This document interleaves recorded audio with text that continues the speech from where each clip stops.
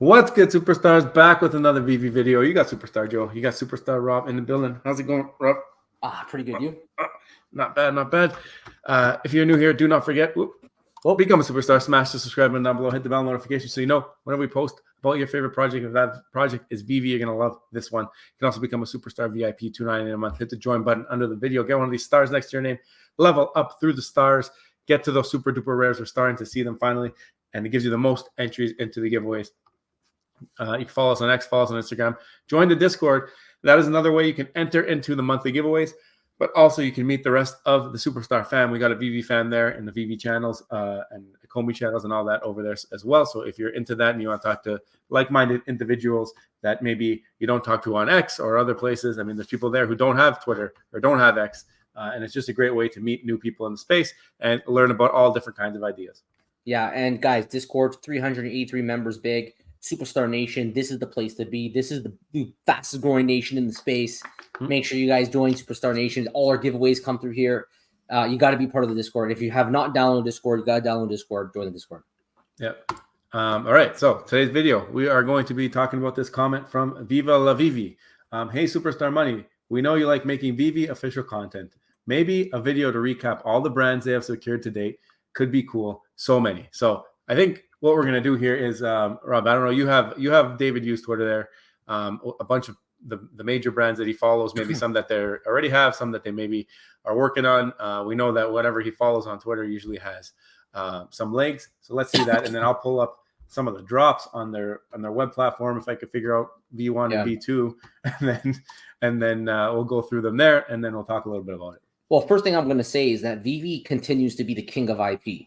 There's one thing that David Yu, and he has a background in this, and that's licensing, right? They had Alcon. You have these guys that have history, they have experience, they have connections in the licensing world. And VV is a byproduct of that. They've leveraged their skill set, and they know their strengths. It's something that they know they're strong at, and they've gone all out onboarding so many of some of the world's largest licenses in the world to build a platform where you can offer a wide range of options for people who may want to collect digitally or who may want NFTs of these officially licensed collectibles. And VV is kind of that marketplace where they can buy that. Some of the names are Paramount Pictures, Blackpink, YG Family, Viz. A lot of people, Viz is one of the newest ones that came out. A lot of people excited about the anime aspect of this. Stan Lee, of course, we know the Marvel.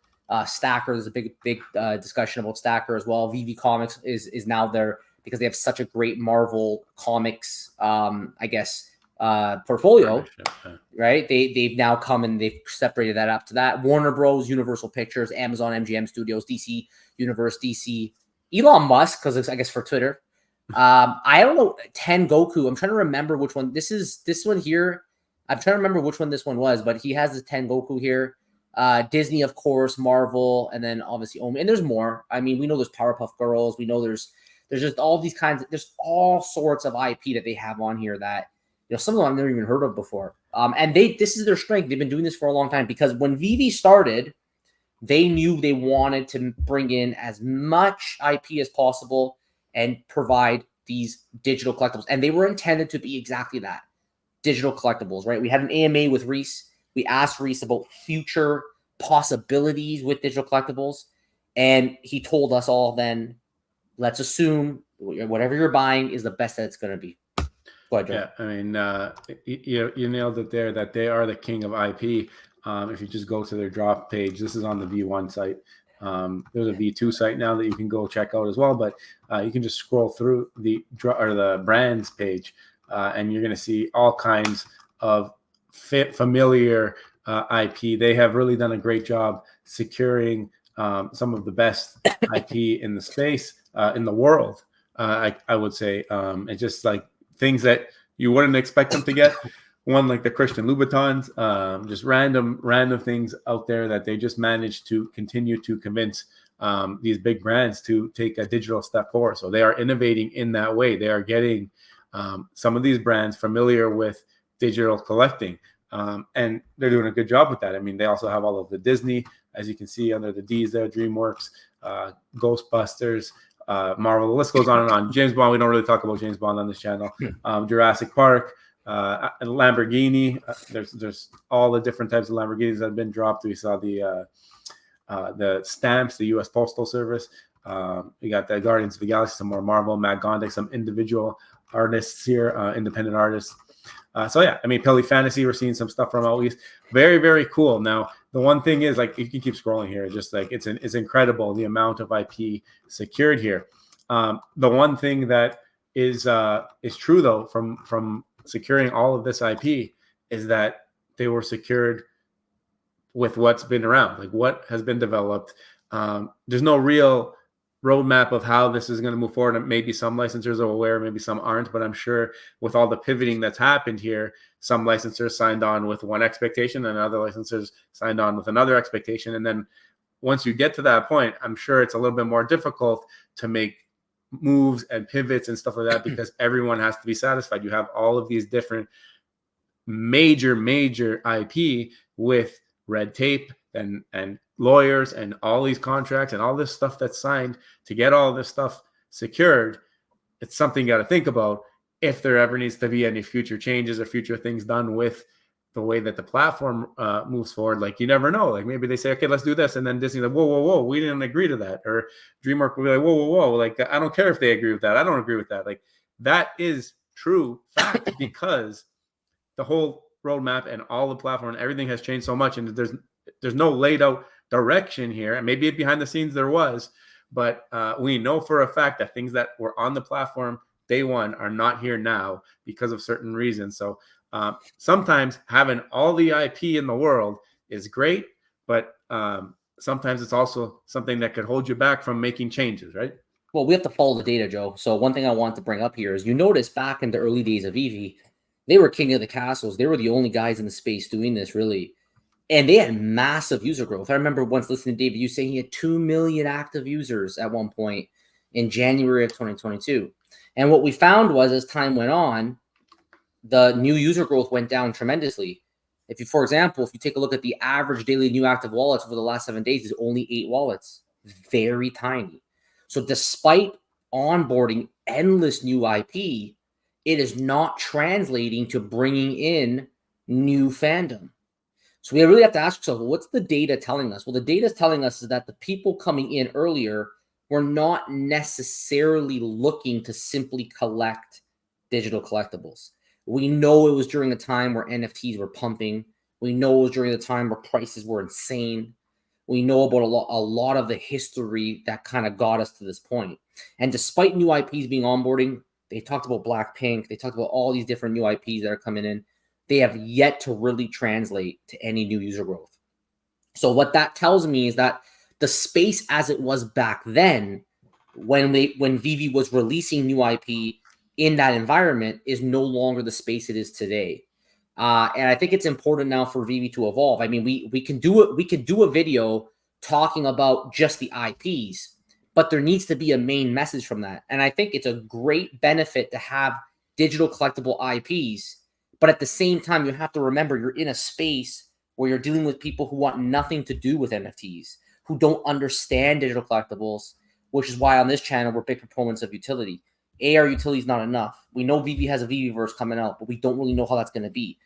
So we know they're trying to do some things to make it a little bit more of a gamified environment, but a lot of those things have not been shown to us yet. So we don't actually know if they're going to find ways to take these digital collectibles and bring them to the next level to bring in that user growth. And we'll continue to watch that. Jordan, I don't know if you want to jump in on that before we go any further. No, I just want to talk about one more thing here is that, like, again, back to the point of pivoting and making changes and bringing in new things. Like, we always are pushing VEVE, like, bring us utility. Maybe they can't. Maybe they just can't because of all the deals that they've signed. And some things were not clearly laid out to these licensors early on. Maybe they are what they are. The interview with Reese back in the day. Buy what you are buying. Don't expect anything more from it. We can scream and yell and scratch and claw and ask for utility, ask for interoperability, ask for all of these things. But if they were not part of these hundreds of IP license deals, that could be a backbreaker. We don't know the background. We don't know what's happening in the background. We don't know what one deal is versus another deal because it's all private. But I mean, this example here I want to show you. This is from shout out to VEVE Vantage. Mr. V and Will, great friends of the channel as well. And this is when they had the co-founder Dan Crothers on, and they were asking him about interoperability, about self-custody. And take a listen to his answer, because I think you're going to hear basically what I've been talking about and what Rob's been talking about in this video, is that having all this IP is great to introduce them to the space, introduce them to digital collecting, introduce them to Web3, and understand like this is a move forward. But having more than just commercial assets might be something that they aren't able to do. What you guys, let me know what you think when you hear this. In terms of interoperability, I mean, it is a bit of a sensitive topic. Like a lot of the time, it actually comes down to our licensors.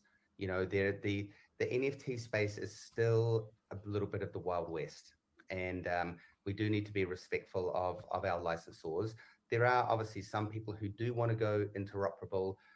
That also is quite a lot of technology build on our side. So I mean, my personal view, not talking from the company, is that the future will be interoperable. You know, I can move my 3D asset from this world to that world, or let's say, for example, we do a game drop on VEVE, and that is a special skin or a special character. I can then potentially use that in the game, you know, that's come out. But for us, for VEVE, we are really more of a commercial application as opposed to sort of the open Wild West. So basically what we've been saying here, it's something that we're not aware of, like if it's something that they actually can do or not. And because of all the restrictions by having all of these different IPs. So I think, like we said earlier, this is great for the space. It's introducing a lot of new faces, new people, or new companies to the space, to the VEVE fan that already is here.